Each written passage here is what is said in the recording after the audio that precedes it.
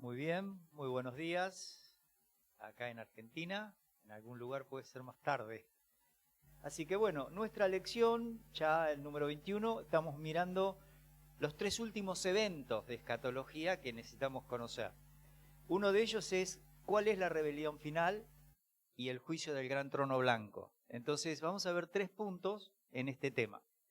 Miren, nuestro propósito va a ser, primero, ¿quién encabeza la rebelión final contra el rey que esté gobernando en el milenio? Sabemos que los pactistas o amilenialistas no creen en estas cosas a pesar de que están en la Biblia, y vamos a tratar de darles argumentos para que puedan revisar su postura, porque la Biblia es clarísima, pero en el afán de simplificar la hermenéutica terminan dejando los pasajes más importantes y los aspectos hermenéuticos importantes. Lo segundo es que vamos a ver que la batalla de Gog y Magog de Apocalipsis 20 no es igual que la de Ezequiel 38 y 39. Aunque ellos ven Gog y Magog y lo plasman en un solo evento, no son iguales y vamos a ver por qué. En tercer lugar, vamos a tratar de explicar las dos resurrecciones y sus tiempos. ¿Por qué? Porque precisamente aquí es donde la simplificación de la hermenéutica genera confusiones. Y por supuesto, ¿qué va a pasar en ese momento con la tierra actual y los cielos y el juicio del trono blanco? Y vamos a hacer una conclusión breve. Así que lo primero que vamos a ver es Juan 5. Yo he escuchado a algunos hermanos que cuando toman este pasaje dicen, en este pasaje, ¿dónde ven ustedes un tiempo intermedio entre las resurrecciones? Bueno, vamos a explicarlo. Por lo que se llama revelación progresiva, obviamente.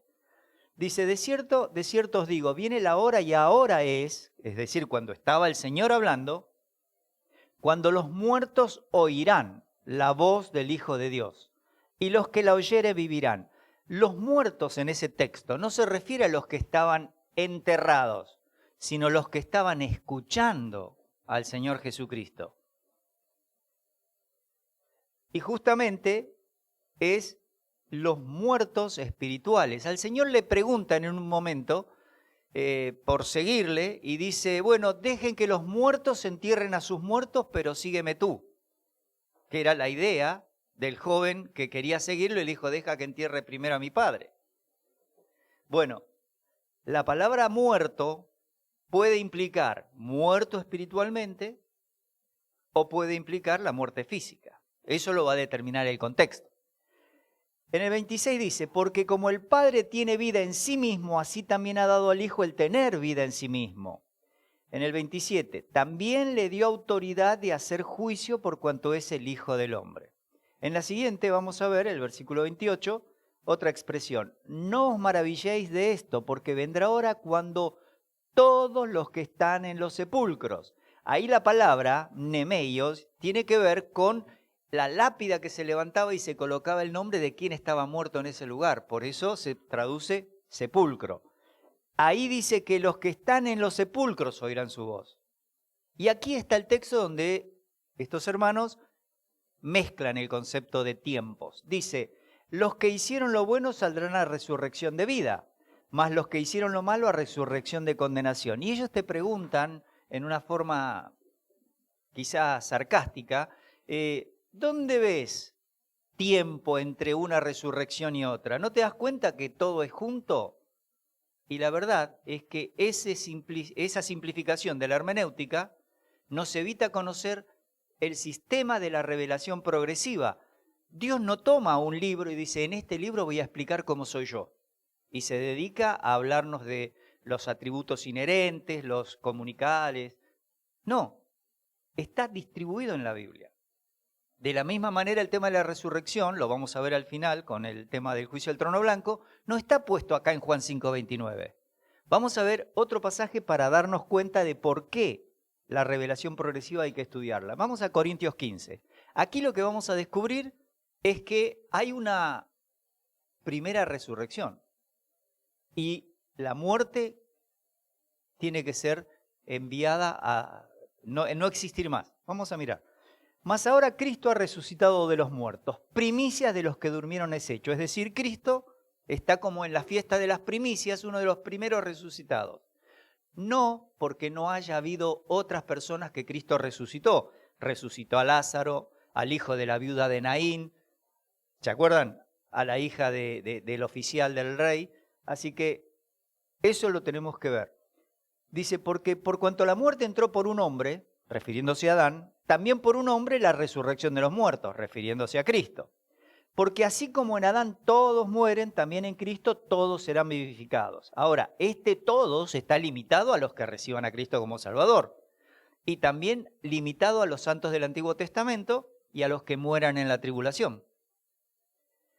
Pero cada uno en su debido orden. Es decir, hay un esquema militar en esto. Hay un orden.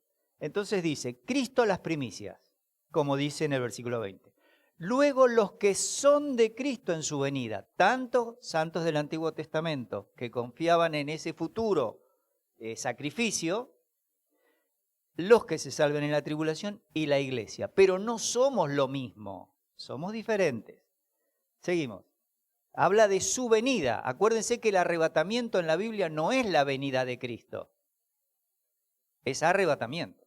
Es encuentro en las nubes. Luego el fin. ¿El fin de qué? De las resurrecciones.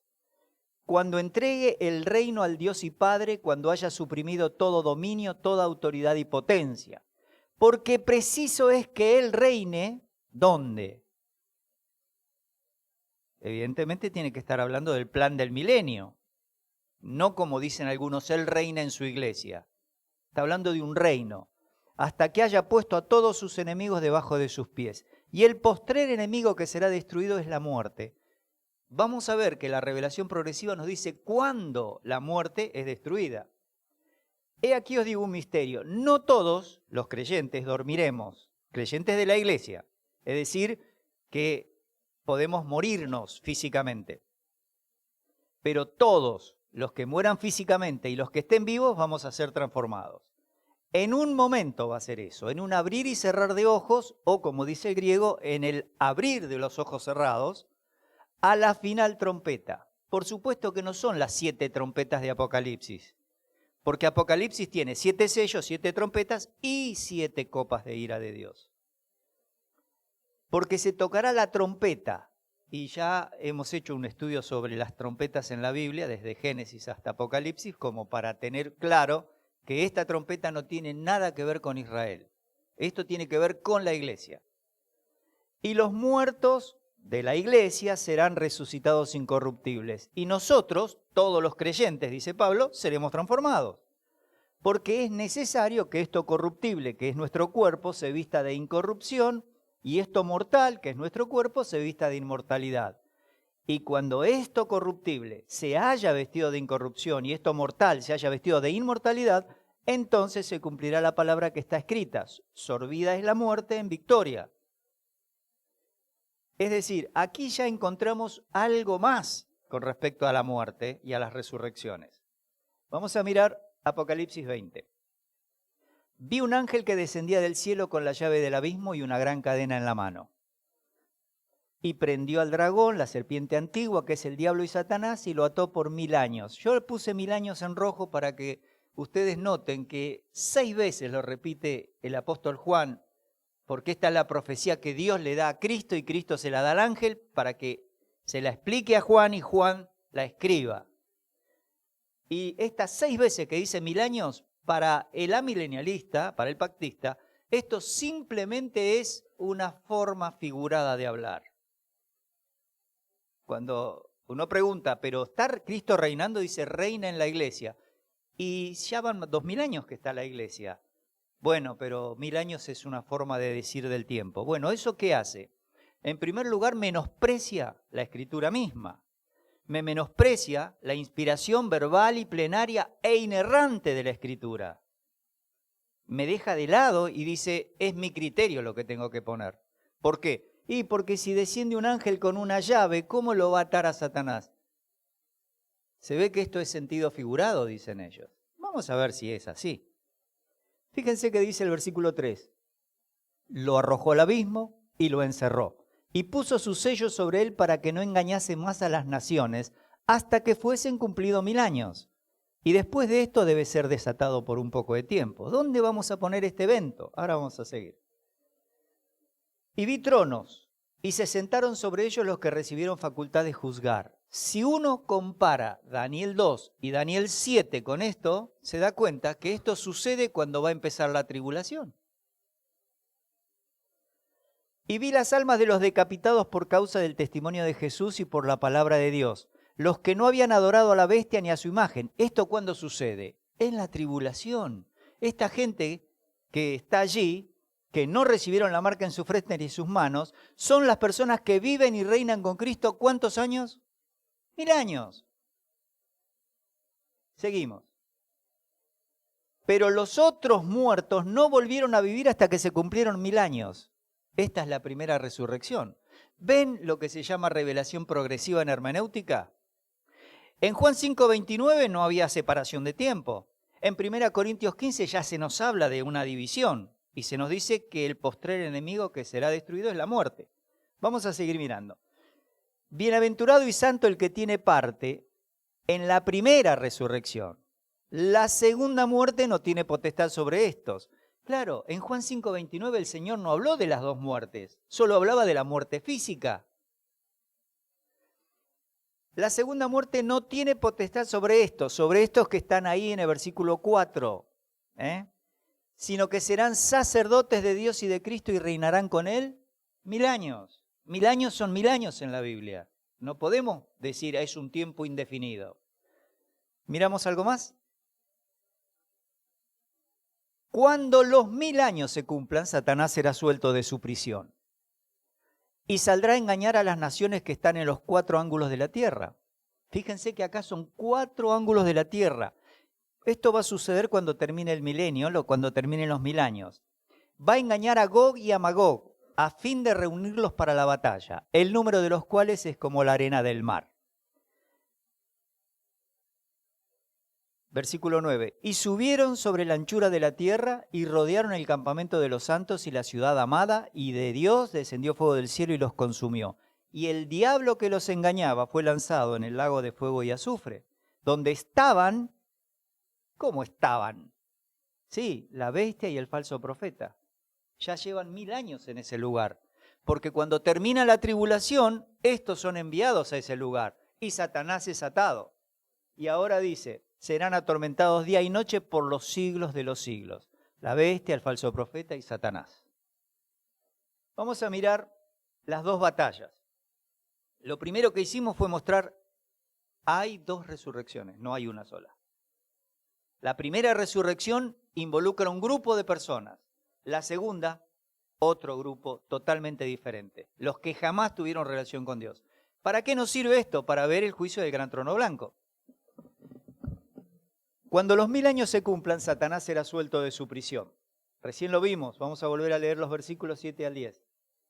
Y saldrá a engañar a las naciones que están en los 4 ángulos de la tierra. Esto es lo que acabamos de ver. Ponemos el 9 y el 10 para que vean que estamos en Apocalipsis 20 todavía. Entonces la pregunta es, pero Gog y Magog, que se repite en Ezequiel, ¿es lo mismo o no es lo mismo? No es lo mismo. Vamos a mirar. Ezequiel 38. De aquí a muchos días serás visitado al cabo de años y vendrás a la tierra salvada de la espada, recogida de muchos pueblos, a los montes de Israel, que siempre fueron una desolación. Dios está hablándole a este príncipe de la tierra, de lo que llamamos nosotros Gog y Magog, pero que está allí en la zona norte de Israel. Yo solo algunos textos les muestro. Esta nación de Israel fue sacada de las naciones y están morando confiadamente. ¿Cuándo va a pasar eso? Cuando, según Daniel 9:26, aparezca un príncipe que haga un pacto y a la mitad de la semana o de los 7 años rompa ese pacto. Seguimos viendo algunos textos. Así ha dicho Jehová el Señor, en aquel día. Recuerden que cuando en el Antiguo Testamento se habla de aquel día, tiene que ver desde que empieza la tribulación hacia la eternidad. Así que pasa por los 7 años de tribulación, por el milenio y la eternidad futura. Dice, en aquel día subirán palabras en tu corazón y concebirás mal pensamiento. Y dirás, subiré contra una tierra indefensa, iré contra gentes tranquilas que habitan confiadamente. Todas ellas habitan sin muros y no tienen cerrojos ni puertas. Eso nunca sucedió con el pueblo judío. Están todo el tiempo controlando a todos los palestinos que ingresan porque van con bombas, porque van con cuchillos, porque todo el tiempo está eso. El único tiempo que esto va a suceder es después del arrebatamiento, cuando aparezca este gobernante mundial y pueda hacer un pacto de paz. Y tendrá que tener mucho poder para poder hacer eso. Militar, político, económico, etc. Dice que en el versículo 12, que lo va a hacer para arrebatar despojos y para tomar botín, para poner tus manos sobre las tierras desiertas ya pobladas y sobre el pueblo recogido de entre las naciones, que se hace de ganado y posesiones, que mora en la parte central de la tierra. Esto es Israel. Seguimos leyendo, así vamos viendo estos datos. Por tanto, profetiza, le dice el Señor a Ezequiel, y di a Gog, así ha dicho Jehová el Señor, en aquel tiempo, cuando mi pueblo Israel habite con seguridad, ¿no lo sabrás tú? Todo el mundo lo va a saber. Y seré engrandecido y santificado y seré conocido ante los ojos de muchas naciones y sabrán que yo soy Jehová. Sobre los montes de Israel caerás tú y todas tus tropas y los pueblos que fueron contigo. A aves de rapiña de toda especie y a las fieras del campo te he dado por comida. ¿Se acuerdan en Apocalipsis 19 cómo el ángel llama a todas las fieras en la batalla de Armagedón a comer carne de reyes y de fuertes? Bueno, similar a eso va a ser en la mitad de la tribulación cuando Gog y Magog vayan sobre Israel a romper ese pacto. Sobre la faz del campo caerás, dice el versículo 5 del 39, porque yo he hablado, dice Jehová el Señor. Un poquito más. He aquí viene y se cumplirá, dice Jehová el Señor. Este es el día del cual he hablado. Y los moradores de la ciudad de Israel saldrán y encenderán y quemarán armas, escudos, paveses, arcos y saetas, dardos de mano y lanzas, y los quemarán en el fuego por 7 años. Esto hizo que algunos pensaran que Gog y Magog atacan a Israel cuando empieza la tribulación, los 7 años. Pero no necesariamente tiene que ser así, solamente se nos indica que este es el tiempo en que esas armas van a estar siendo quemadas. Por lo tanto, no es necesario ponerlos al principio de la tribulación. Ahora nos vamos a dar cuenta por qué. No traerán leña del campo ni cortarán de los bosques, sino quemarán las armas en el fuego y despojarán a sus despojadores y robarán a los que les robaron, dice Jehová el Señor. Está hablando de Israel. En aquel tiempo yo daré a Gog lugar para sepultura allí en Israel, el valle de los que pasan al oriente del mar, y obstruirá el paso a los transeúntes, pues allí enterrarán a Gog y a toda su multitud y lo llamarán el valle de Amón Gog. Y la casa de Israel los estará enterrando por 7 meses para limpiar la tierra. ¿Por qué, si esto fuera la eternidad, 7 meses? Porque de esos segundos 3 años y medio de la tribulación, este es el periodo que van a tardar en enterrarlos. Pero todavía están las trompetas y las copas de ira, porque esto es la tribulación. Tomarán hombres a jornal que vayan por el país con los que viajen, para enterrar a los que queden sobre la faz de la tierra a fin de limpiarla. Al cabo de 7 meses harán el reconocimiento. Y pasarán los que irán por el país, y el que vea los huesos de algún hombre pondrá junto a ellos una señal hasta que los entierren los sepultureros en el valle de Amón Gog. Y también el nombre de la ciudad será Hamona, y limpiará la tierra. Es evidente que después de este juicio hay un tiempo, 7 años para quemar las armas, 7 meses para enterrar los cuerpos muertos. Pero todavía no está la segunda venida. Porque en la segunda venida la tierra tiene que ser purificada en 75 días para que empiece el milenio. Ahora vamos a ver un gráfico. Bien. Y tomarán hombres a jornal que vayan por el país, esto es lo que estábamos leyendo. Y pasarán los que irán por el país y el que vea los huesos de algún hombre, bueno, esto lo leímos recién. 22. saltamos, con pestilencia y con sangre haré juicios contra él, hablando de Gog y Magog. Haré caer una lluvia torrencial de piedras de granizo, fuego y azufre sobre él, sobre sus tropas y sobre los muchos pueblos que están con él. Y de aquel día en adelante sabrá la casa de Israel que yo soy Jehová su Dios.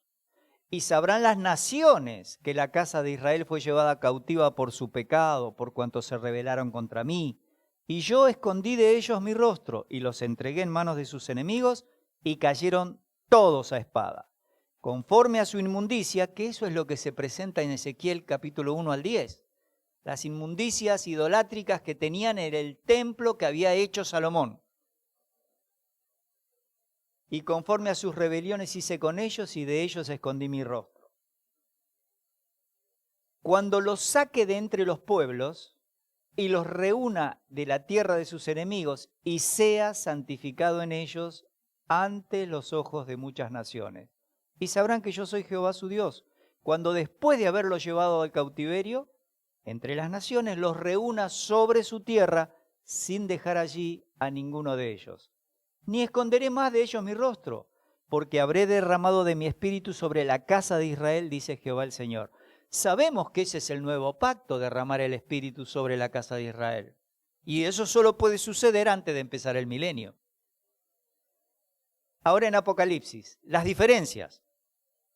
Y vi un gran trono blanco. Bueno, acá tendríamos que empezar ya con el estudio del trono blanco. ¿Qué les diría de resumen de esto que vimos de Gog y Magog? No son iguales. Uno ocurre en la mitad de la tribulación, el otro ocurre cuando termina el milenio. En uno solamente se levantan estos pueblos, que si uno lee Ezequiel 38 y 39, ve que son todos los vecinos de Israel, que se van a poner junto con esta gente. En cambio, cuando uno va a Apocalipsis 20, donde vimos del 7 al 10, encuentra que es Satanás el único que los va a reunir. ¿Y por qué no van a reunirlo los demonios? Porque los demonios ya no están. Cuando termina la tribulación, todos los demonios han sido enviados al lago de fuego. El único que quedó atado y que es soltado para hacer esa tarea es Satanás. No pasa lo mismo en Ezequiel 38 y 39.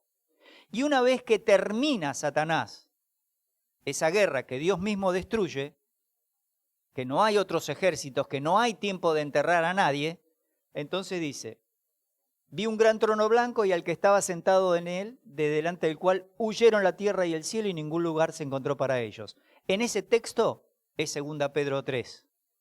Desaparece el cielo y la tierra actual, no existe más. Ahora van a venir los cielos nuevos y la tierra nueva, pero todavía no están. Ahora está este trono. Y vi a los muertos. Estos son los de la segunda resurrección. Desde Adán en adelante, hasta ese último día, todos los que no tuvieron relación con Dios, son estos muertos que van a estar juzgados acá. Grandes y pequeños, de pie ante Dios. Y los libros fueron abiertos. Y otro libro fue abierto, el cual es el libro de la vida, y fueron juzgados los muertos por las cosas que estaban escritas en los libros, según sus obras. Yo quiero que miremos un poquito. ¿Cuántos libros puede ser que se abran acá? Bueno, cada persona evidentemente tiene un libro que escribe con sus pensamientos y con sus actos desde que nace en adelante. Así que es el libro de las obras personales. Hay otro libro, que es el libro de la vida del Cordero. Si ponemos los textos que siguen, van a ver que dice, el mar entregó los muertos que había en él, y la muerte y el Hades entregaron los muertos que había en ellos. Y fueron juzgados, todos los muertos, cada uno según sus propias obras. Y la muerte y el Hades fueron lanzados al lago de fuego. Esta es la muerte segunda. Ahora ya la revelación progresiva no cerró. Lo de 1 Corintios 15. El postrer enemigo que será destruido es la muerte.